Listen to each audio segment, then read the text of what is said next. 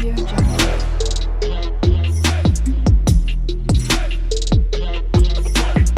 Audio Jungle.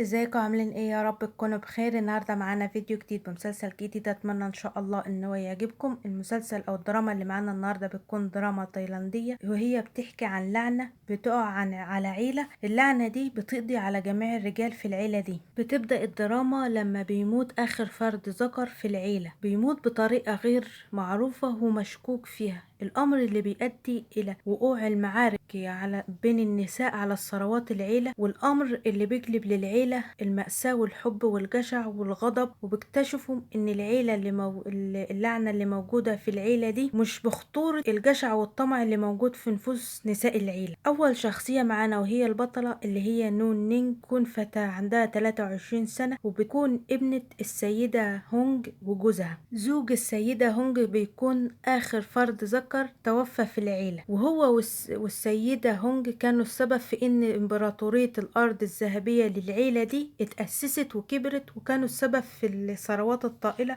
او الهائله بتاعه العيله دي. نون نينج وهي رجعت من امريكا مع درجه ماجستير في التسويق، اول ما رجعت على البلد رجعت وقابلت صن، وهو بيكون ابن الصاء بتاع العيله، وبيكون صديق الطفوله بتاعها. في نفس الوقت بيكون محامي بتدرب عند المحامي بوم اللي هو محامي العيله. المحامي بوم او فوم بيدرب صن عشان يكون هو المسؤول عن الامور او الشؤون القانونيه للعيله من بعده، لان هو خلاص جه لسن التقاعد. نو نينج كان دايما في مشاكل ما بينها وما بين عمتها وجواز وزوجات اعمامها، لان هما كانوا بيعتبروها مجرد طفله، يعني موجوده في العيله بدون وجه حق، ومش من حقها ان هي تعيش في العيله دي. كانوا دايما بيعاملوها باشمئزاز وكره، لان هما كانوا حاطين في دماغهم ان السيده هونج تبنت نون او نو نينغ عشان تحصل على ثروات العيله. نو نينغ كانت ابنه بالتبني للسيده هونغ وجوزها. كل نساء العيله كانوا بيحقدوا على نو نينغ وعلى والدتها السيده هونغ.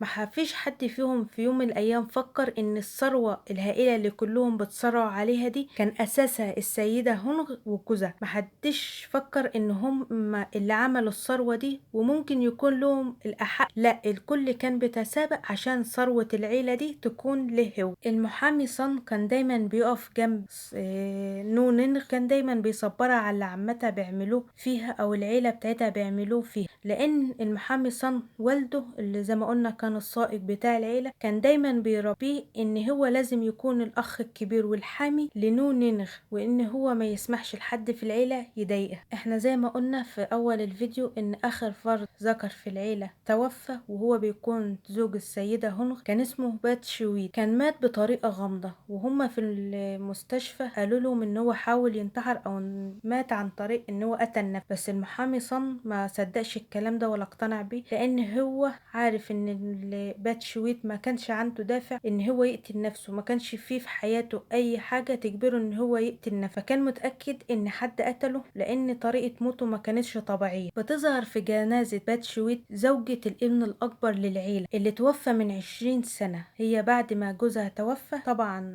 امور العيله راحت للابن التاني، وهو بيكون بات شويد. كانت سيده متعجرفه جدا وحقوده، لان هي كانت حاطه في دماغها ان هي المفروض تكون الملكه بتاع العيله، لان هي زوجة الابن الاكبر، وكان عندها بنت من نفس شخصيتها، وكانت دايما اخطائها كتير، بس والدتها ما كانتش بتعاقبها على اخطائها ليه، لا، دايما كانت بتسامحها على اخطائها دي وبتشجعها على الغلط. كمان في كمان بترا، وهي بتكون الابنه الثالثه للعيله، كانت سيده اعمال شاطره جدا ومزدهره في شغلها، بس هي كان نفسها تكون شيء او كيان في العيله دي، كان نفسها تكون اساس في ثروه العيله دي، بس ما كانتش بتقدر تعمل حاجه لان السيده هونغ كانت دايما واقفه لها بالمرصد. السيده هونغ كانت بتعتبر الملكه في العيله، لان هي زوجة القطب اللي ماسك شؤون العيله، فهي كانت بتعتبر المتحكمه في شؤون العيله. بترا كان عندها ابن ولد ذكر واحد، وهو كان بيعتبر اكبر حفيد في العيله، واربع بنات. كان فيهم الاربع بنات دولت كان فيهم الحقود، كان فيهم الطماع، بس كان فيهم واحده بنت كانت صاحبه نو نينغ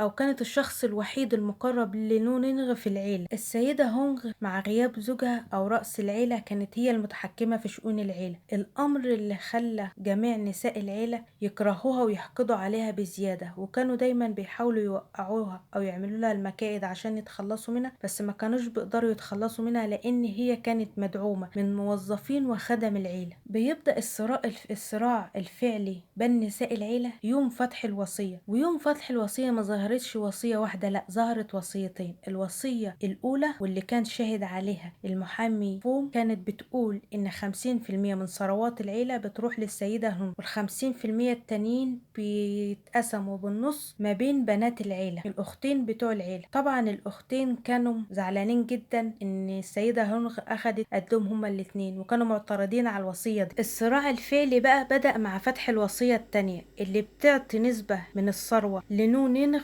ونسبة كمان للمحامي صن. السيدة هونغ ما اعترضتش على نسبة نونينغ لأن هي في الأول وفي الآخر بنتها اللي بتحبها جدا، بس اعتراضها كله كان على النسبة اللي راحت للمحامي صن، لأن هي كانت دايما بتكره صن، حتى وهو طفل كانت بتكرهه وبتعامله بكره وباشمئزاز. اللي ما يعرفوش الناس بقى إن نونينغ تكون بنت أخو السيدة هونغ اللي اتفقت مع والدتها يوم ولادتها إن هي تتخلى عنها للسيدة هونغ. محدش يعرف إن نونينغ قريبة السيدة هونغ بالدم، فاكرينها إن هي متبنياها بس مش قريبتها. السيدة هونغ كان عندها ولد ومات وهو عنده 8 سنين. بيقال ان بطرة عمته هي اللي قتلته، وشاعت ان هو مات بسبب اللعنة اللي موجودة في العيلة. في يوم من الايام جه حاجة اسمها انتخابات رئيس السوق. كانت السيدة هونغ فخورة بنفسها وكانت واثقة ان هي هتكسب المنصب ده لان هو دايما كان بيكون ليها، بس اللي ما عملتش حسابه بطرة وقوتها القتالية اللي كانت بتحارب السيدة هونغ عشان تاخد منها المنصب، لان هي بتعاملها على اساس ان هي اخدت ثروة العيلة بغير وجه حق، لان ثروة العيلة المفروض تكون لبناتها مش لزوجة الابن. وفعلا كسبت بطرة المنصب، بس طبعا بطرقها او بوسائلها الملتوية، الامر اللي خلى السيدة هونغ تغضب جدا. ديان ابن بطرة كان عنده مجموعة كازوهنات كانت شغالة كويس جدا وكان بيكسب منها ثروات. في يوم من الايام زوج بطرة اتقتل وهو بيدافع عن نفسه، بس هي وجهت الاتهام للسيدة هونغ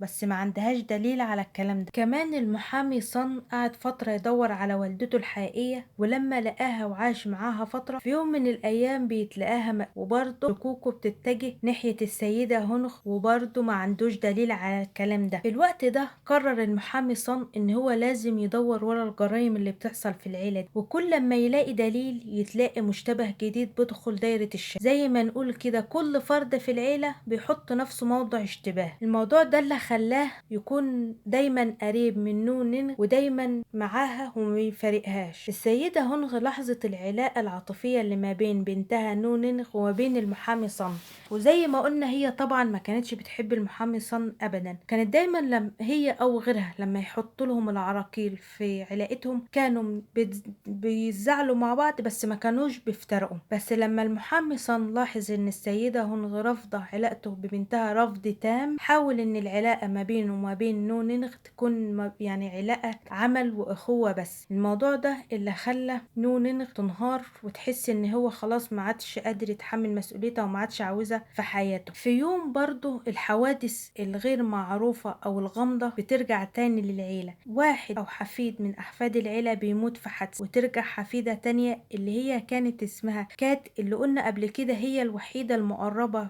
في العيلة من نونينغ وصديقتها الوحيدة من العيلة، بتتوفى برضه في حادث. وبيفتكروا ان الاصابات اللي فيها دي او هي ماتت بسبب الازاز بتاع العربية، بس الطبيب الشرعي بيكتشف لهم ان اصابتها كانت بسبب سكينة ما كانتش بسبب ازاز العربية. الموضوع اللي خلى نونينغ تنهار وخلت كمان نساء العيلة يرجعوا يفكروا في موضوع اللعنة اللي موجودة في العيلة دي. كمان في حفيد من احفاد العيلة من كتر اللي بيحصل في العيلة بينهار وبيضرب نفسه بالنار قدام. الموضوع ده اللي خلى المحامي صن يشدد او يكثف بحثه ورا الادلة اللي بتلاقاها. فيا ترى هو هيتلاقى ايه من بحثه ده، وفعلا هيكون اللي ورا اللي بيحصل للعيلة دي لعنة ولا حد اللي ورا الموضوع ده اللي هنعرفه ان شاء الله لما نتابع المسلسل. اتمنى الفيديو يكون عجبكم واشوف وشكم على خير. مع السلامة.